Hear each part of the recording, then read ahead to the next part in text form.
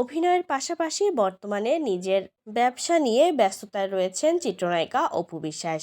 নিজের নতুন parlour signature by AB beauty lounge and বুটিকের প্রচারণা উপলক্ষে সম্প্রতি এক অনুষ্ঠানের আয়োজন করেন তিনি।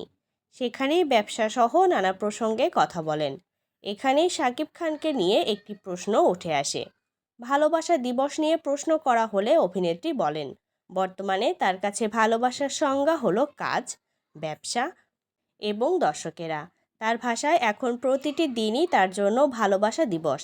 দর্শকদের জন্য ভালো কাজ করা এবং ব্যবসাকে এগিয়ে নেওয়াই তার মূল পরিকল্পনা। এক প্রশ্নের জবাবে শাকিব খানের সঙ্গে ভালোবাসা দিবসের স্মৃতি প্রসঙ্গে চিত্রনায়িকা বলেন, ভালোবাসা দিবসে ওনাকে নিয়ে আমার কোনো স্মৃতি নেই।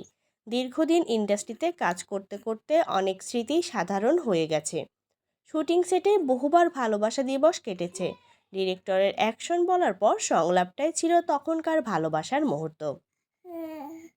এছাড়া ক্যারিয়ারে দর্শকদের থেকে যে ভালোবাসা পেয়েছেন সেজন্য তাদের প্রতি কৃতজ্ঞতাও প্রকাশ করেন অপু।